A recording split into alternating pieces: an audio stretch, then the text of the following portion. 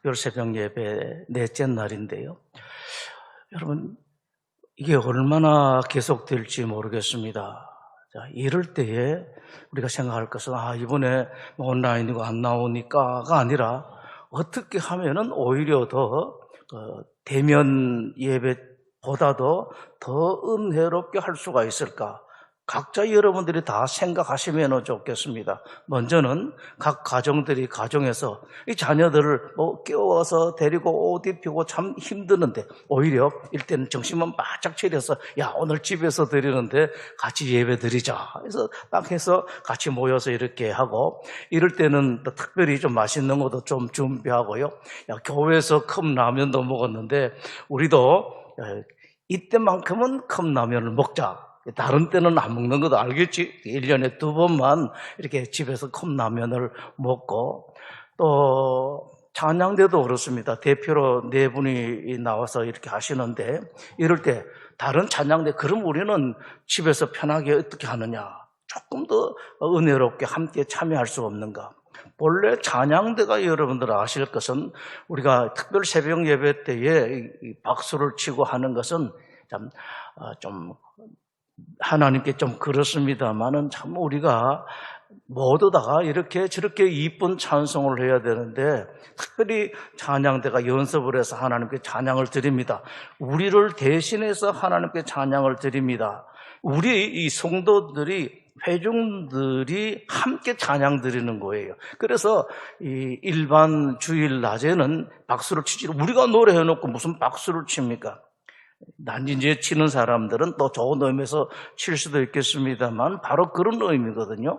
우리가 하는 겁니다. 우리가 하는 것. 그렇기 때문에 이 찬양대도 4분이 이렇게 대표로 찬양을 드리면은 우리 모든 찬양 대원을 대표해서 4분 드리는데, 그러면은 우리 뽑히지 못한 사람들은 어떻게 해야 되는가? 이것도 좀 연구를 하고요. 또 특별 새벽 예배가 있으면 차량부들이 수고를 많이 하시는데 이렇게 비대면으로 하니까 잘 됐다. 이건 이렇게 하시는 분 우리 교인들은 없을 거예요.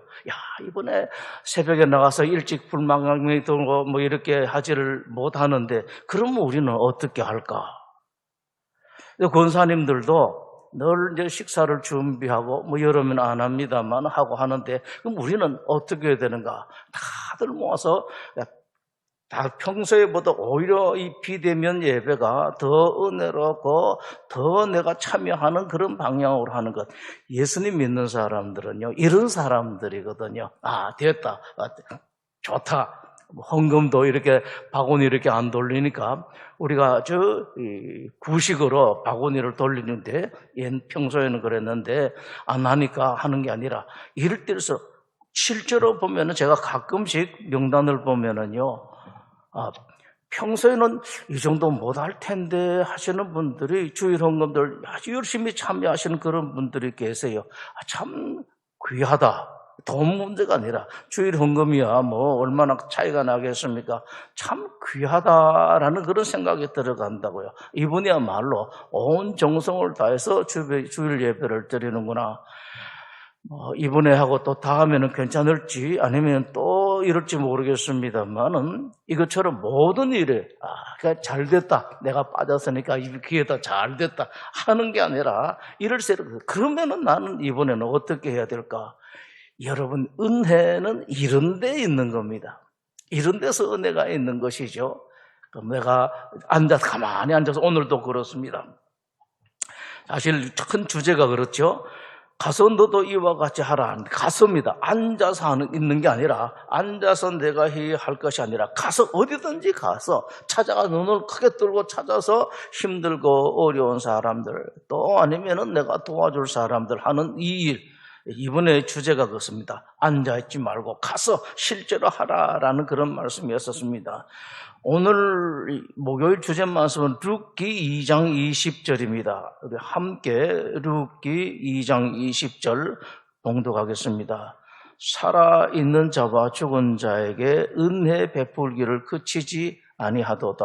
함께 보시겠습니다. 식사할 때에 보이스가 룻에게 이르되, 이제 이삭 줍기를 하고 있습니다. 이리로 와서 떡을 먹으며 내 떡 조각을 초에 찍어라 함으로 룻이 곡식 베는 자 곁에 앉으니, 여기까지만 우선 한번 보도록 하죠.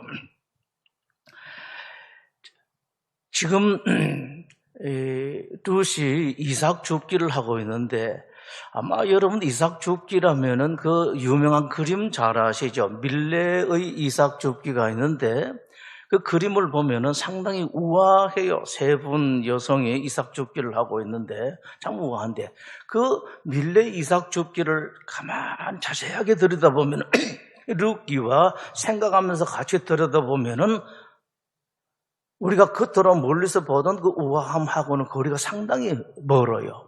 거기서 오늘 이 본문을 이해할 수 있는 게 쭉 나와 있는데,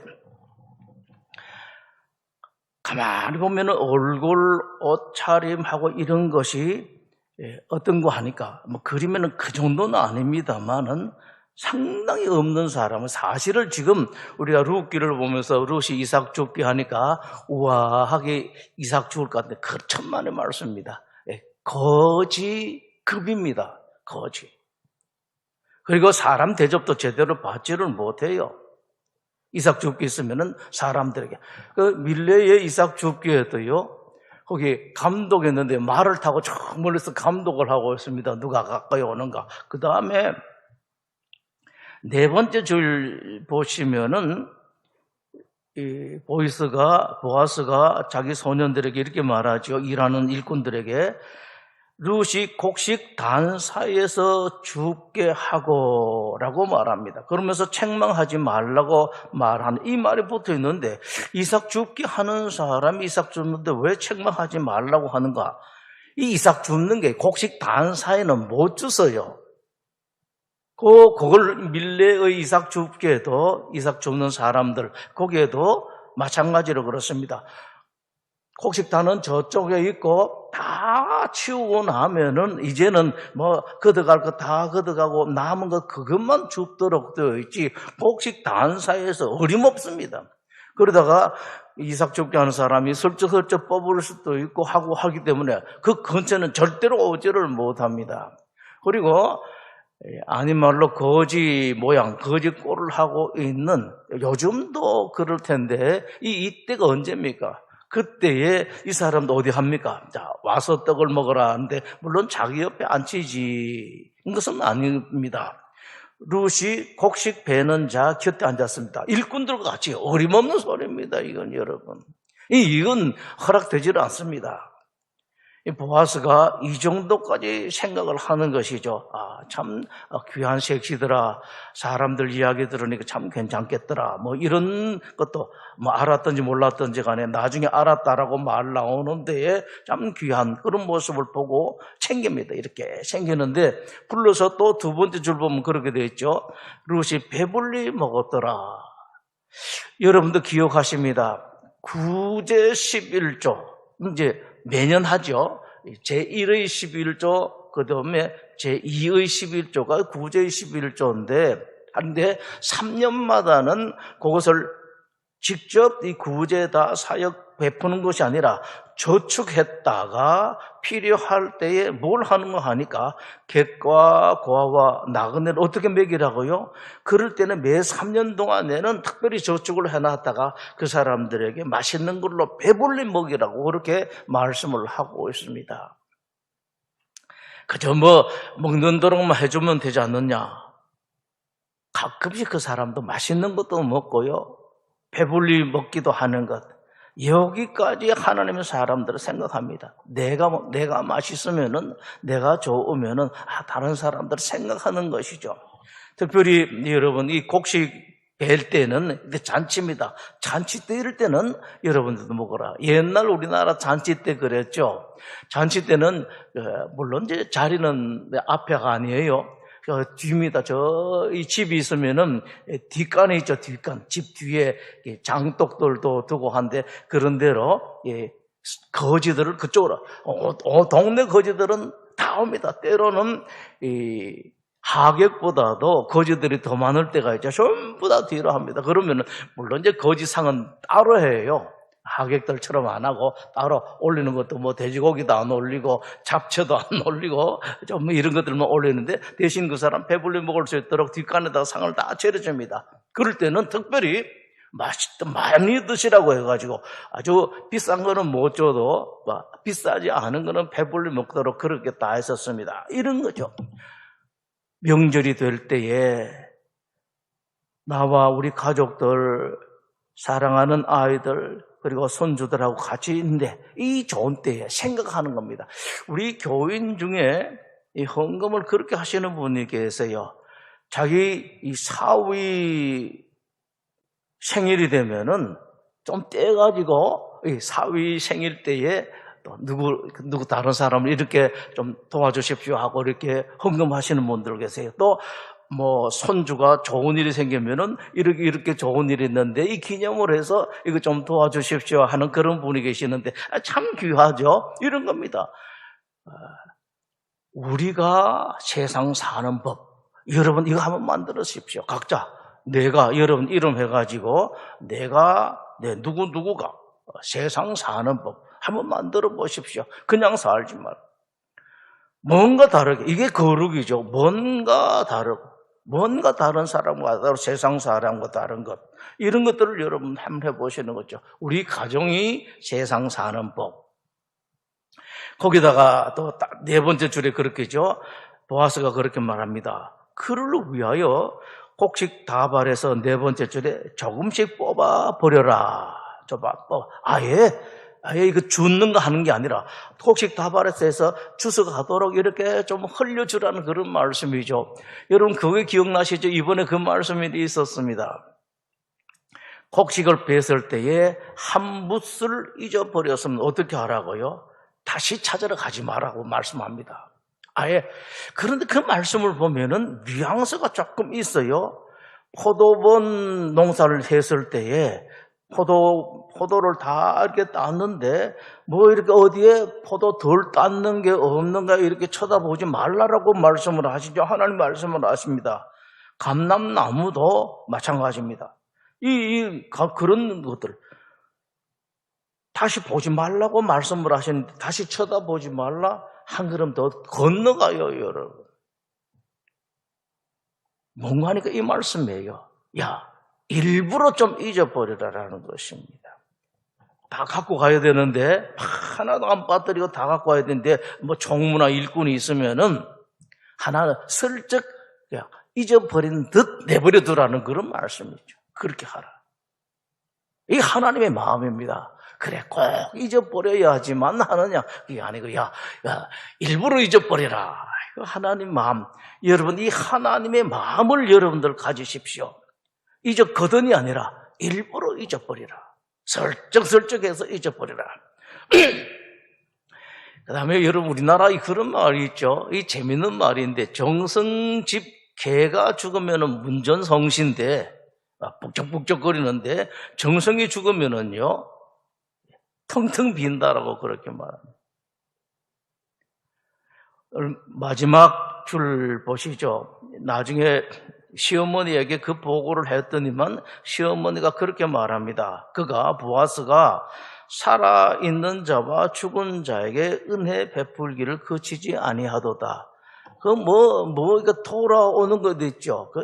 가끔씩 제가 이 특별 새벽 예배 때 영어 말을 쓰는데, 사실은 그게 뉘앙스가 우리말에서 찾기가 어렵기 때문에 가장 적확한 뉘앙스 있는 게 어렵기 때문에 그런데 그렇습니다.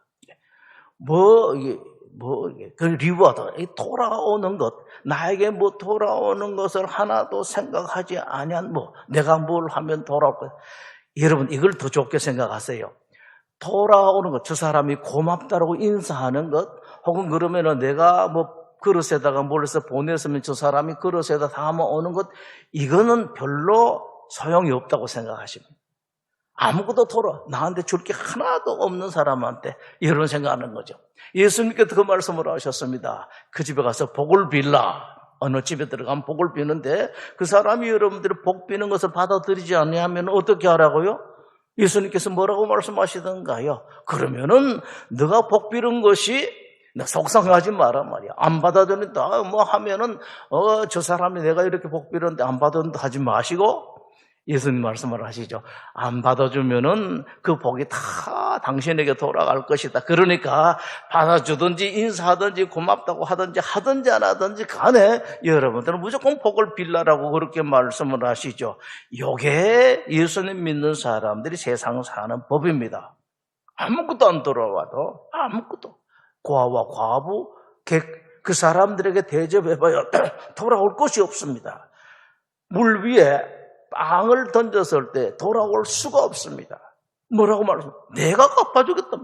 몇 날이 안 되어서 도로 찾을 것이다라고 그렇게 말씀을 합니다. 차라리 정성집 개가 죽었습니다.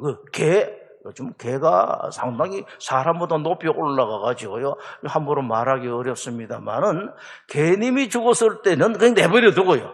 그때는 사람들이 많이 오니까 그냥 내버려 두는 거예요. 찾아오는 사람 없는 그런 초상집에 가서 이게 챙겨주고 뭐 한 번 하는 거. 예수 믿는 사람들은 우리는 이렇게 산다, 나는 이렇게 산다. 여러분 한번 해보십시오. 힘든 사람들 다 불러서 저 사람 혹시라도 못 먹으면 어떻게 하는가. 야고보 2장 14절 우리가 자주 말씀을 보았었습니다. 함께 야고보 2장 14절부터 17절 한 목소리로 같이 봉독하도록 하겠습니다. 영상으로 보시는 분들도 함께 읽겠습니다. 내 형제들아, 만일 사람이 믿음이 있노라 하고 행함이 없으면 무슨 유익이 있으리요? 그 믿음이 능히 자기를 구원하겠느냐? 만일 형제나 자매가 헐벗고 일용할 양식이 없는데 너희 중에 누구든지 그에게 이르되 평안히 가라, 덥게 하라, 배부르게 하라 하며 그 몸에 쓸 것을 주지 아니하면 무슨 유익이 있으리요? 이와 같이 행함이 없는 믿음은 그 자체가 죽은 것이라. 워낙 여러분들 잘 아시기 때문에 제가 다른 말씀 안 드리고 딱 여러분들에게 하나 질문을 합니다. 여러분 어떻게 했습니까? 지금까지 살아오면서 여러분 어떻게 했습니까? 먹을 것을 여러분이 주셨습니까? 주신 적이 얼마나 있습니까? 입을 것을 얼마나? 몇 푼 안 되지만은 몇 푼 안 되는 돈을 여러분 얼마나 주셨습니까? 이게 중요해요. 이번에 말씀은 다 이겁니다. 여기 초점이 있습니다. 그러면 나는 어떻게 했는가? 나는 제대로 어떻게 했는가? 그 사람들이 있는데 말은 다 잘합니다. 이제 그건 소용이 없어요.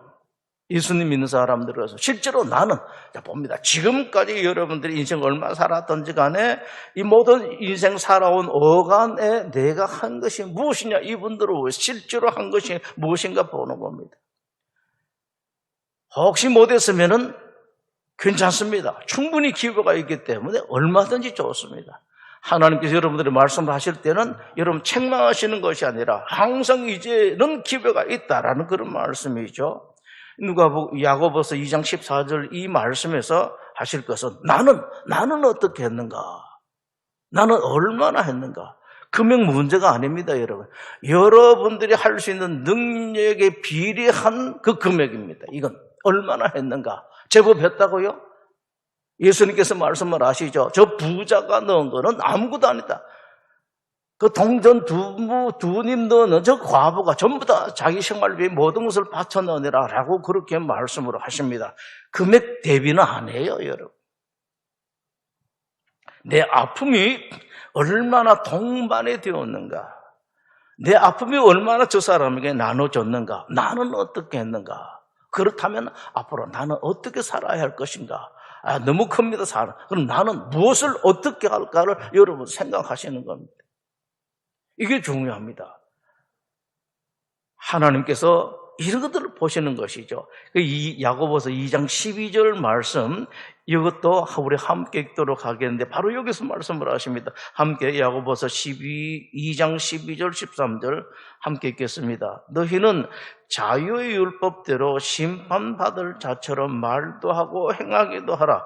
긍휼을 행하지 아니하는 자에게는 긍휼 없는 심판이 있으리라.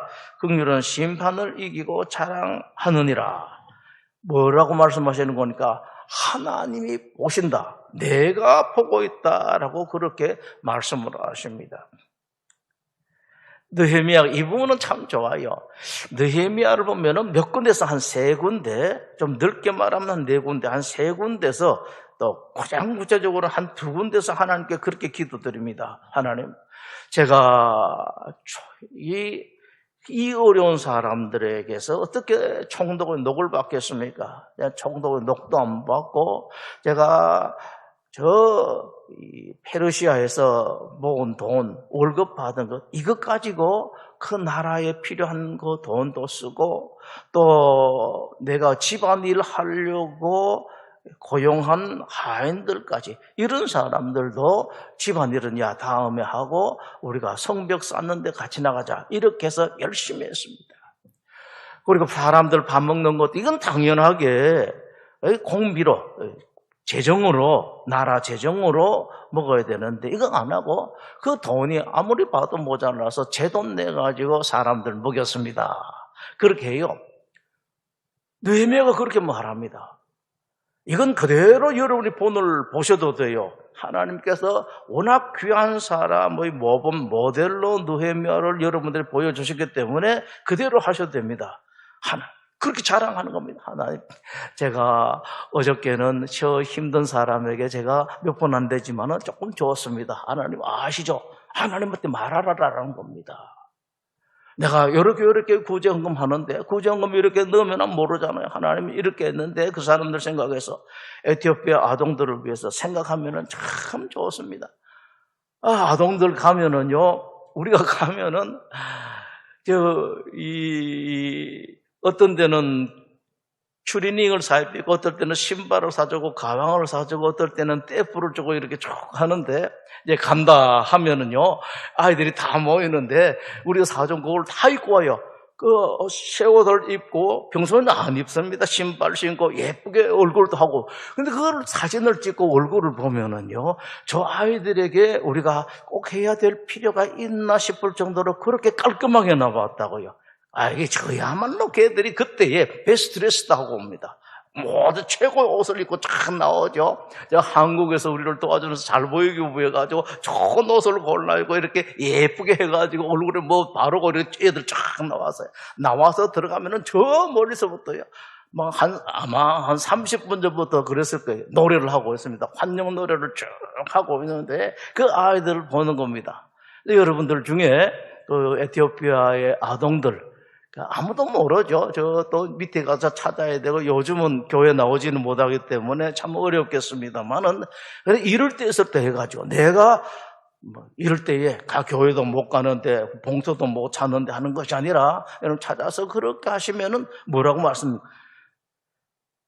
심판받을 자처럼 말도 하고 행하기도 하라. 하나님께서 다 보신다는 그런 말씀이에요. 이건 괜찮아요. 하나님, 제가 보셨죠? 제가 이렇게 했습니다. 누가 알겠습니까? 여러분들이 에티오피아 아동들에게, 또 에티오피아의 극빈 가정들, 그건 한 가정이 다입니다. 6명, 7명인데 이렇게 하는 것 아무도 모르죠. 교회에 그 한 간사라든지 몇몇 사람밖에 알지를 못합니다. 또 여러분들이 에티오피아 목회자들, 교육자들의 생활비를 위해서 해주시는 것이 정말 제가 참 감사합니다. 얼마나 감사한지요. 목회자들이 생활에 걱정이 안 되면 목회를 제대로 하도록 되어 있습니다. 목회자도 인간이라 그냥 목구멍이 포도청이잖아요. 자기 목이 아니라 자기 자식들, 아내들 혹은 또 남편들이 있는데, 이런 사람들이 먹고 살아야 되는데 그 먹고 살 게 없으면 어떻게 합니까? 목회를 제대로 못해요. 어디 가서 일을 해야지 먹고 살 수가 있는 것이죠. 여러분들이 우리 교회 지금 그거를 상당히 잘해줘서 제가 얼마나 고마운지 모릅니다. 이 사람 저 사람들이 내어가지고 목회자 한 분 이렇게 생활비를 해주십시오라고 내는데, 볼 때마다 제가 참 마음이 좋습니다. 봉투에다 이렇게 써서 내는데, 그럴 때 여러분 기도하십시오. 느헤미야처럼요. 하나님, 제가 목회자 한 분, 교회를 이끌어가는 목회자 한 분의 생활비를 보냈으면 잘했죠. 그러면서 느헤미야가 했던 말을 한번 해보십시오. 하나님, 이것을 기억하시고 저에게 복을 내려주십시오. 하나님 보고 계시고, 하나님하고는 그렇게 해도 돼요. 여러분, 누구를 위해서 중보 기도를 했을 때에, 중보 기도는요, 구제한 것은 그 나팔 불지 마라고 성경 말씀하는데, 중보한 것은, 위에서 기도한 것은 나팔 불지 말라는 말씀은 안 해요. 근데 이런 건 필요하다고 합니다. 그래서 우리 여러분들 이웃에 있는 교우들을 위해서 기도하시면은 이야기해야 되는 거예요. 집사님, 제가 부족하지만 기도했습니다 라고 하는 건 괜찮아요. 그리고 이걸 하나님께 또 하는 겁니다, 여러분. 하나님, 제가 이분을, 저도 아침에 시간이 워낙 쫓기기 때문에 제가 4시에 딱 일어나면 그때부터 기도하는데, 그건 제가 시간을 딱 정해놓고 해요.